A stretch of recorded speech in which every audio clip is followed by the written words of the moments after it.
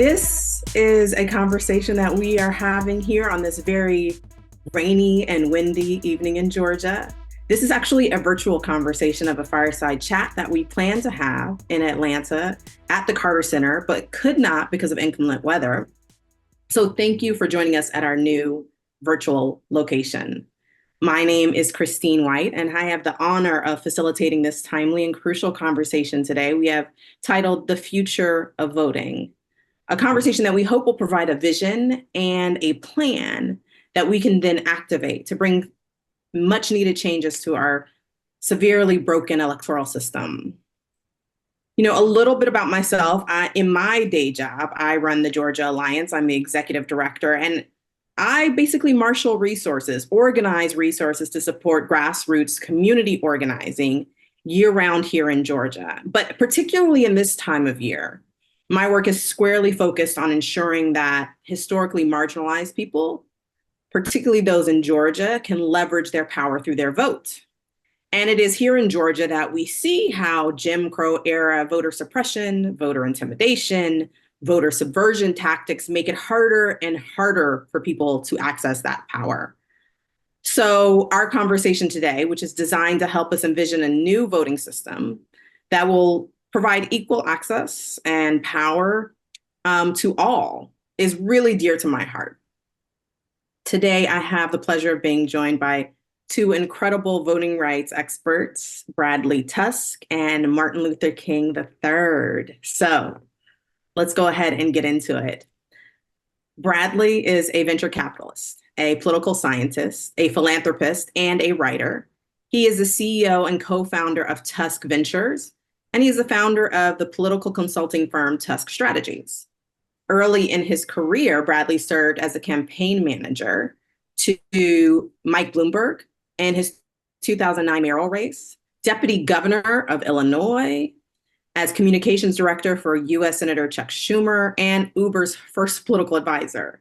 He is the author of 3 books, including the one we will talk about today, Vote with Your Phone: Why Mobile Voting is Our Final Shot at Saving Democracy.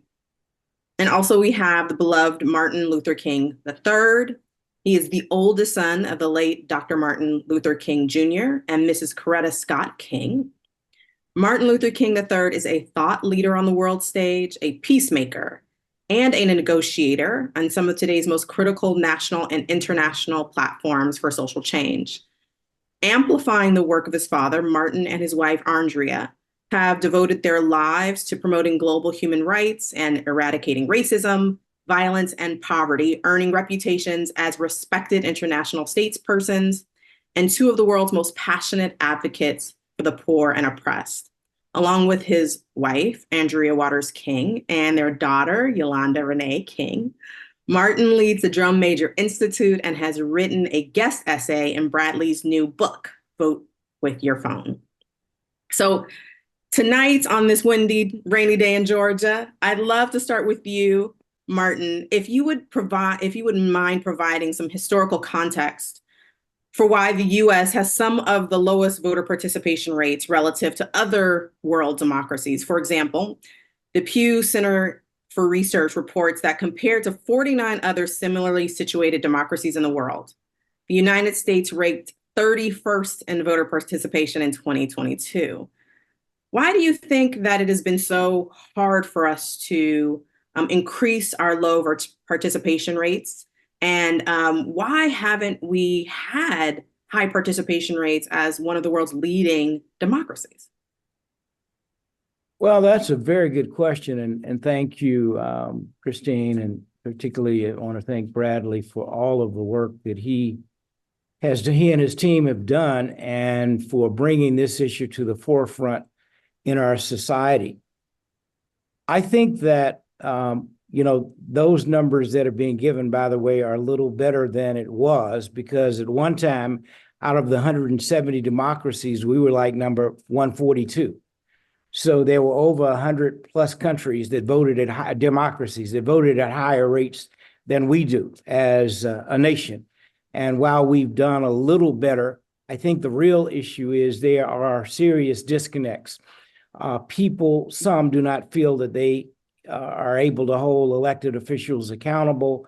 I think that the political discourse has gotten so foul in terms of civility. We, at one time, as a nation, could disagree without being disagreeable. My father and mother, throughout their lives, showed that kind of leadership. But civility is temporarily gone. And we got to bring civility back into political space so that we can learn, once again, to disagree without being disagreeable. And then we have to do a process of education. One of the real problems is we did voter registration as we always do, even today, but we dropped the education part of it. Voter registration, along with education, creates voter participation. Some people are overwhelmed by what they see when you're voting on ballot initiatives, when you're voting for so many candidates. Some positions people don't understand. They certainly, when you, like, for example, a judge, you say, well, I don't need to worry about that, but that's not true when judges control so much of our lives, and particularly now that the Supreme Court has reached down and become very political as opposed to non-political. The Supreme Court at one time was a court that we went to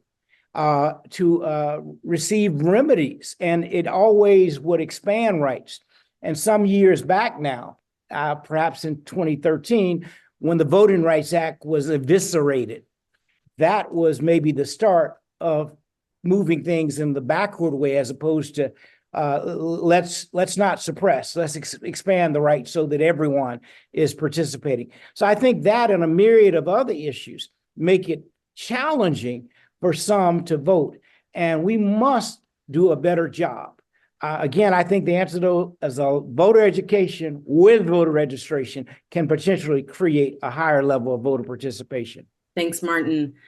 Well, we'll move to you, Bradley. Your book's title states that mobile voting is our final shot to save our democracy, our last chance. Tell us what you believe is the unique value proposition of mobile voting compared to other proposed ways to reform our voting system, and why we have this one and last chance to do so. Yeah, and hi, thank you so much for having me on, guys. Hi, Christine. Hi, Martin. Mobile voting is certainly one of a bunch of really good ideas out there. To be clear, I'm for all of them, and in fact, a lot of the leaders of those other movements have essays in this book. But I think the distinction is the problem we have with our democracy right now is not that Americans can't agree on most things.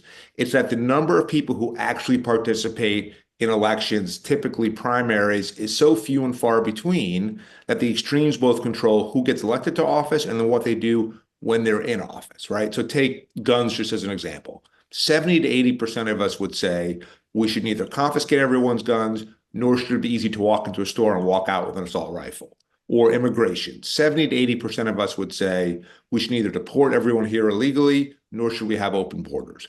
The problem is primary turnout in this country is typically about 10 to 15%, and those are usually the furthest right or the furthest left, or they're controlled by special interests who know how to move money and votes in low turnout elections, and they end up controlling everything. And the only way that we're going to change that is to radically increase primary participation. You know, we all want to say, well, why can't politicians just be better people? Why can't they just do the right thing? They're human beings. They want to keep their job just like the rest of us want to keep our jobs. And expecting their human nature to change is not going to happen. But if we can align what's in the public good with what's in their political interests, then they will do the right thing. And the only way to do that, in my view, is to take this supercomputer that almost all of us now have sitting in our pockets and give people the opportunity to securely vote on their phone. And that's how we get primary turnout from, say, 10% to 30%. And if you do that, all of a sudden, the same member of Congress who is refusing to pass an assault weapon ban, their politics change because they realize, oh, if I want to stay in office, now I better be for this, right? And that's true on pretty much every single issue on both sides of the aisle, to be clear. And so to me, mobile voting is so critical because, one, it's the fastest and easiest way to significantly increase participation, and it's the most scalable because it doesn't require you to go anywhere. A lot of the other reforms, which are wonderful, still mean that you have to show up at a polling place. And just not enough people do that. People are busy. They've got jobs. They've got kids. And we've got to meet people where they are. Yeah, I think that is so true, so crucial. I'm wondering, Martin, how does this concept of mobile voting fit into your civil rights advocacy? Well, I think one of the goals always has been, and I'd go back to the leadership of my father and mother, but my father, certainly every campaign that he waged, he talked about the importance of voting. In fact, he often said that a voteless people is a powerless people. And one of the most important steps that we can take is that short step to the ballot box. And I might add that he did a speech back in the late 50s about giving us the ballot before he shared his full dream in 1963. He talked about the importance of voting, the ability to participate in a process that historically had disallowed certain citizens to vote. Because, of course, the Voting Rights Act was not passed until 1965 in the Selma to Montgomery campaign. But today, I think it's revolutionary what Bradley and his team are doing and advocating, because, everything we do is with these smart devices. We pay bills with our phones. And the interesting thing about it, for those who might be against this, is I've never received a call from any of my creditors saying, "Hey, we didn't receive your monies." They come early and often, every day, every month. My point is, we certainly should easily be able to use our smartphones in the same way to register, to vote. We should have immediate registration through technology. And there are all kind of provisions that I believe can protect the right of people when we make it easy instead of harder. Christine and Bradley, you've probably heard this. It's insulting that in our own state, you can't bring someone who is standing in line for long periods of time water. That's a crime. There's something wrong with that mentality. And there's no reason whatsoever that something like that should happen. And there's so many other egregious things that have happened in terms of states making it harder to vote, not making it easier. In fact, what Bradley is talking about really revolutionizes the process. And it does, in fact, create the opportunity for more people to participate. There are some, as has been stated, who really don't want. They want to be able to control this process. And the way you control it is to know who your vote is, to go and get your vote and make sure that others are not able to vote. And that's what has been done over and over again. That time needs to be gone and past, because we are a better nation, a better democracy. Democracy is on the line this election cycle. There's one candidate who said he wants to be a dictator. That's not the Republican Democratic way that we know and embrace and support. And yet that is a possibility. We've seen it in all kinds of documents where, and like Dr. Maya Angelou said, if someone tells you something, believe them. So I guess at the end of the day, the option of protecting, preserving, and expanding democracy is what I believe many people want to do. And this is one of the ways to help expand and protect and preserve democracy. Well, this is true. It seems like a simple proposition, right? As you said, Martin, we use our phones to do everything from pay our bills to order our valet. There's pretty much nothing we can do, order our cars, order our food without our phone. So what are the arguments against this? I'm assuming maybe security. Bradley is one of them. What do we make of these security claims? We've been hearing lots about the insecurity of our vote. What do you make of those claims, and how does it affect mobile voting? Yeah, it's a great question. And look, I think it is reasonable when you hear about something happening on the internet to ask if it's going to be secure, because the internet can be a really scary place and bad things do happen and hacking exists and everything else. So the first thing is, let me quickly tell you what we're building so you can understand why it works and why it is so secure. So let's use Atlanta, since we're all here right now, as the example. you would download an app from the Atlanta Board of Elections. The first they would determine that you, Christine, are a voter in Atlanta. And then after that, they determine, okay, are you really Christine? So the first thing is multi-factor authentication. So that same thing that we get from Google or Amazon or whatever it is, where they text a code to our phone, we have to punch that back into the website. And then the second thing is whatever security measures that jurisdiction has. In the pilot elections we've done so far for deployed military, they've used biometric screening, which is really advanced technology that clearly can establish that you're you because you have unique characteristics like your iris or your fingerprint or anything else. Once that's done, we know, okay, this is definitely Christine. The ballot pops up on your screen. And because it's an electronic ballot, some of the risks in other forms of voting that we've seen, whether it's stray pencil marks or hanging chads, which got us George W. Bush in the Iraq War, or undervoting or overvoting, none of that is possible in a digital ballot. You make your choices, you check it over as many times as you want. And then when you hit submit, two things happen. The first is the ballot is immediately encrypted. That means it's very, very hard for anyone else to access. And two, you get a tracking number, just like a FedEx package, that you can then use to track the progress of your ballot throughout the process. Once that happens and it gets to the Atlanta Board of Elections, they take your ballot offline. So it's called air gapping, and that means it's no longer connected to the internet, which makes it much harder to reach. And only once it's offline do they then decrypt the ballot. After they do that, they print out a paper copy of the ballot. It gets mixed in with all of the other ballots, so it's anonymized and randomized. You're able to track the progress of your ballot throughout the process. So you can see, okay, it was submitted, received, tabulated, printed, everything else. And then because the underlying code itself is open source, what that means is it's out there to be audited and checked and verified. And so that developers and cryptographers and anyone else can go in and say, oh, something abnormal happened here. And then we know there was a problem. And by the absence of that, we know that the election was okay. And so we've built a really secure system in order to be able to address all the potential concerns. With that said, the people who don't want this to happen, and as Martin said, people who have power usually aren't interested in making it easier to lose power.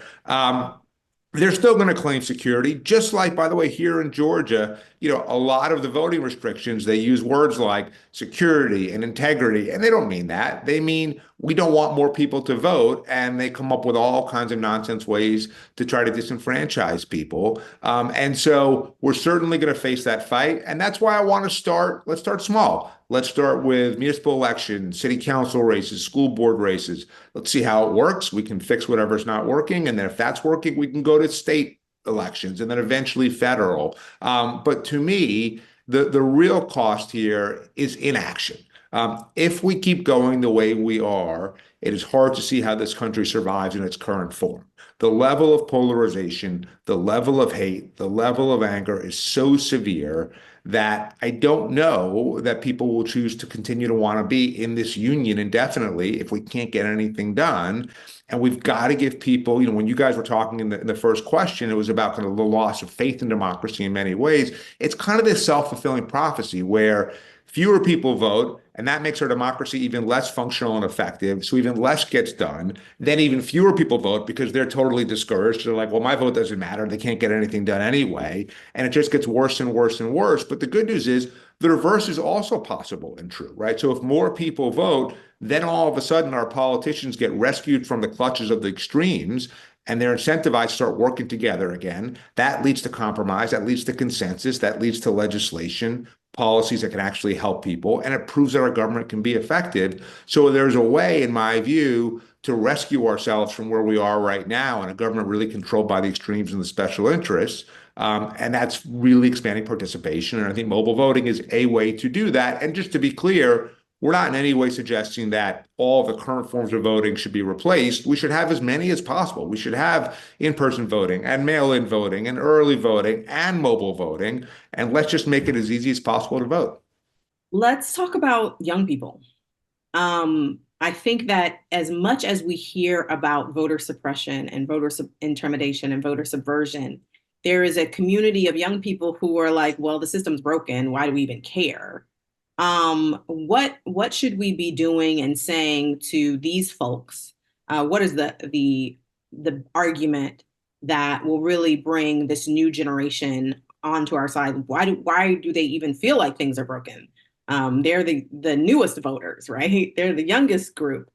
And how can we bring them to into this new and sort of innovative idea around voting mobily? Well, that's why I wrote this book. The book, in many ways, is an open letter to Gen Z, which include my kids. I have an 18-year-old and a 15-year-old, and it's saying to them, the world feels awful, and it kind of is awful, to be honest. But it doesn't have to be this way. I think about my daughter. We dropped her off at college a couple of weeks ago. She's 18. She's a freshman, and she texted me the other day and said, how do I vote? Because she's excited to try to vote for the first female president. And the challenge is, I explained, okay, here's the New York City Board of Elections website. Here's what you have to do. But I mean, this is a kid who, like, the concept of the mail is like totally foreign to her, right? When we moved her in, they gave her a room key. They gave her a key to the bike room. No one even mentioned mail room, mailbox, any of that. She wouldn't know what to do with it. But I can guarantee that since we started this conversation 20 some or so minutes ago, she's checked her phone 42 times. And if she could vote on her phone, she would do so. And I know that there are issues that she and her friends and their generation are really passionate about, in part because of their lived experience, right? So take guns, for example. A lot of us look at guns as, we're for the Second Amendment or we're against the Second Amendment. My kids have never known school without active shooter drills.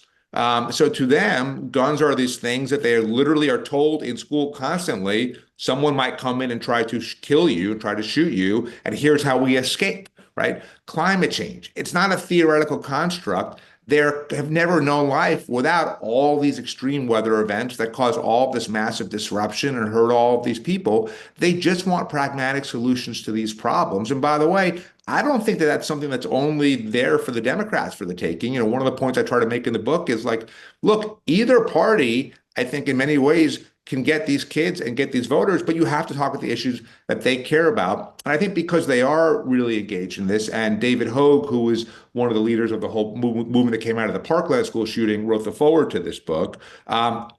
Gen Z can be empowered. They can start to have a say in what our policies are. They can try to make their country and their cities and their states better. But they've got to vote, and that is far more likely to happen if we take the device that they already use to run their lives and make voting available on it too. Yeah. I mean, I have a 23-year-old, and I think that anything she can do on her phone seems fun. Yes. So one way I think to make voting relevant for them is to make it something that is fun for them. Yeah. Um, Martin, I know probably better than anybody that we're facing a lot of other challenges here in Georgia and across the nation with folks having access to the ballot.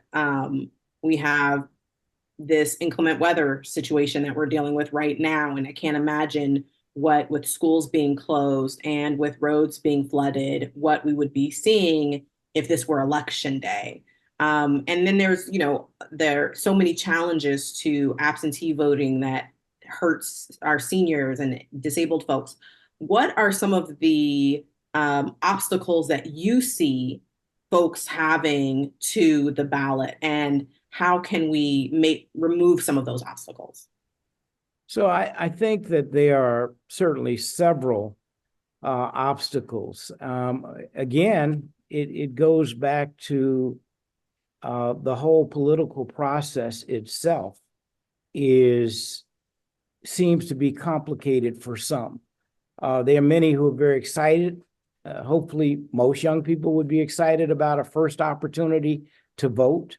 But as I say, even as one who is well-versed and as a former elected official here in Georgia, there are still sometimes complicated issues once you get to the voting process that are intimidating. So again, we got to figure out, how do we make this process not just fun, because that's good.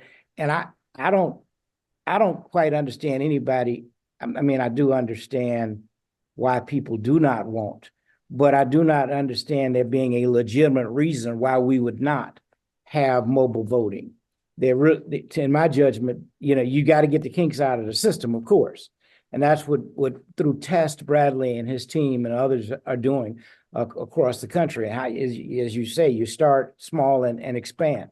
But when it comes to just barriers in general, we have infrastructure in place so that people can get rides to the polls. And you almost have to, the reason I think, and certainly Christine, you would know this particularly, we were successful in a few previous elections was because of the grassroots campaigns run by Black and brown organizations. So you come directly to people's homes and engage them. The fact that we have student organizations across our state that are engaging, and this is not necessarily for one party or another, but again, when young people show up, it yields results. And so our challenge is, how do we keep creating the interest and connecting the dots for people so that they will understand this is so important. We used to say, well, people died, so you might have the right to vote. That falls sometimes on unfortunately, young people on deaf ears. What does that mean? I'm tired of hearing that. Well, when you realize that everything you do, the cost of your food, the cost of your prescription drugs, the cost for you to go to colleges and universities, a lot of what is dictated by the elected bodies. If you want better schools, if you want better extracurricular activities for schools, all of that is done through the process of voting, because elected officials are the ones who make these decisions. So again, we have to connect the dots. And then if we can make it fun, which is what technology does, that's where, as Bradley says, this is where the kids live. Good, bad, or indifferent. And so why do we not just employ the same tool that you're using every day, whether it's to eat, whether it's to order stuff? You don't even have to, don't have to go shopping if you don't want to. You can just order. And my point is, everything is made easier for us. You have these large industries like Amazon where, I like to still go and pick out my stuff. But there's some people who probably don't have to come outside because this technology is available. That's why there needs to be a full-scale campaign. Still have to use, our entertainment community to engage, because they can be helpful. Because these influencers now, they're not all entertainers, obviously, but you have so many influencers online that have millions of followers. And if all of them are saying, hey, you need to go out and vote, and here's a way to do it, we create the curriculum, we create the narrative, we create the script, and then we utilize that. And I believe that will get more young people engaged in the political process. And in fact, I would say one of the things I always talk about with young people is, in this country, if you go to school in college and are in the ROTC, by the time you graduate, you're a lieutenant, a commanding officer, a lieutenant in the military. And as a lieutenant, you are over a platoon of troops, women and men, and it could be 20, 25. So if you can lead at 21 as a lieutenant in the military, then why can't you also offer yourself for public office and lead on the school board, or lead on the city council, or lead in some cases as mayor? Many of these jobs are part-time jobs, or at the legislative level, at the state and local state senator or state representative. And there are many other jobs as well. But we need young people at the table leading. That's going to also help to get more young people engaged in the process. It's so true. Bradley, you know a few things about the political process and how to incentivize politicians to do what we need them to do to help protect our democracy. What do you see as our next steps, the plan to really make this a reality? It's interesting. So as we discussed, a lot of politicians are initially going to be afraid of this because they're going to say, if turnout in my next primary is 10%, and the reason we keep talking about primaries, obviously, is because gerrymandering really means that in this country, almost every election is really the primary, not the general election, with a handful of exceptions, including a big one in 6 weeks. But they're going to be scared, and I get that. But at the same time, their jobs are kind of miserable right now because if they ever dare deviate from the orthodoxy of whatever base controls them and whatever special interests control them, then they get punished very quickly. And I think that they're in office in part because they want to try to do something that's worthwhile and useful. And so, one is we've got to show them, like, hey, this is going to make your job much, much better. But even with that said, still they're going to be nervous, and I get that. And it's going to take a movement, right? And that could be, there's so many examples in American history where the status quo did not want something to happen, and yet enough people demanded it, they did anyway. The status quo did not want to give women the right to vote, but eventually it happened. The status quo did not want to pass the Civil Rights Act or the Voting Rights Act, but thanks to incredible leadership and a lot of work, it happened. And that's true whether it's the creation of labor unions or disability rights or same-sex marriage or so many different causes throughout our nation's history. Status quo doesn't like change. That's why it's called the status quo. But ultimately, they do have to back down if enough people demand it. And what I think we can do here is to have the benefit of technology to really mobilize people. You mentioned earlier in the introduction that I was Uber's first political advisor. That's how we ended up legalizing ride sharing. So, we would come into a city and the taxi industry, who was, very politically powerful, lots of lobbyists, lots of campaign contributions, they would say to the mayor, the city council, whatever it is, hey, we don't want this competition, shut these guys down. And the way that, even though we were at the time a tiny little tech startup, the way we were able to ultimately compete and hold our own politically is that we said to our customers, look, if you like this thing, you need to have your voice heard. And what was really different was we then said, and here's the way to do it right from the app. Press this button and you can reach your city council member, your mayor, your state senator. You can text them, you can tweet them, you can call them, you can email them. And millions of people ultimately did. And all of a sudden, politicians said, oh, guess what? My constituents want this thing. I'm not going to risk upsetting them. We won in every single city in that country. So, but we're going to have to get people engaged. And look, the good news is, all you got to do is let your voice be heard by using the device that's already sitting in your pocket. So if you go to mobilevoting.org, you can learn more information. You can sign up, and we'll know how to tap into you. And then we'll be able to sort of reach you and hopefully mobilize and start passing legislation. And the good news about technology is you can't put the genie back in the bottle. I learned this with Uber and so many other things, which is once there's a better way and people see there's a better way, they won't stand for going back to the old way. And so my view is let's get it going wherever we can. Let's fight the status quo. People will see it. They'll demand it. I'm so sorry, guys. I think we are experiencing some technical difficulties, which we are used to, even though, We are, to be clear, we're in the middle of a hurricane right now in Atlanta, which, by the way, is another example of why people are disenfranchised. We live in a world with more and more and more weather emergencies and climate disasters. And when people have to flee their homes, and they can't get, so like, if today were election day, you couldn't have voted at Atlanta schools. Guess what? Atlanta schools were closed because of the hurricane. I think that's true for tomorrow too. And if you're voting by mail, you can't do it if you get to leave your home in the first place. And so, people in climate emergencies, just like college students, just like deployed military, just like people with disabilities, all of those different communities are especially disenfranchised. And we need to be able to give them an easier way to vote, and we need to give everyone an easier way to vote. Absolutely. I mean, I think that we know how technology can work and how technology doesn't work, but like anything else, we know how to also fix it, right? And so we can't be afraid of it. We have to move forward.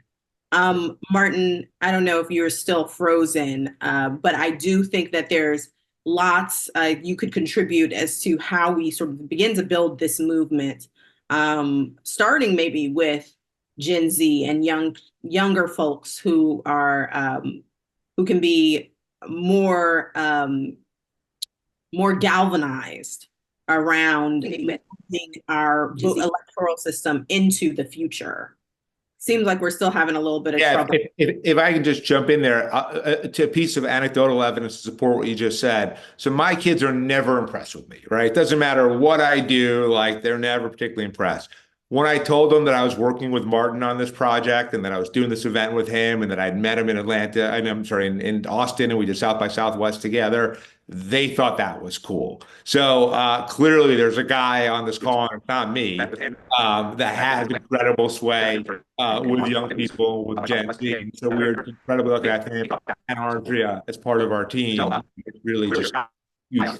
Yeah, I think I find that to be true as well, and I am happy to have the connections that I have to Martin and his family as a advocate for the type of work that we do as well. And I know that because there is so much emphasis coming from folks who know movements better than anyone around this, that we will definitely pick up steam and be able to spread this idea further than many of the reforms that have sort of been stuck in their place. And so I'm on board. Tell me how we can support this movement, what we need to do next. Thank you. It's really just contact us. If you go to mobilevoting.org, you can figure out what opportunities and events we're doing in your jurisdiction, in your community. And when we're running legislation there, we'll get you involved. My publisher would kill me if I didn't also say, buy a copy of our book, Vote with Your Phone, while mobile voting is our final shot at saving democracy. That's available at Amazon or anywhere. And if you happen to be in New York City, I own a bookstore on the Lower East Side that loses lots of money, which is the challenge of having an indie bookstore, but I'm still happy to do it. So swing by. It's called P&T Knitwear. But most importantly, more than buying the book or anything else, if you could lend your name and lend your voice, that's how we get this thing done, and that's how we ultimately fix our democracy. Thank you so much, Bradley. I found the book to be incredibly enlightening as a political strategist, really helpful. I think that folks should read it just so that they have a better, clearer eye view into how our political system works. It is an incredible read, and I appreciate all the stories in there as well. So I would definitely recommend the book, in addition to the fact that has a solution that could really make changes to our democracy and get us out of this quagmire that we are in, where folks just don't feel like they're included for so many reasons.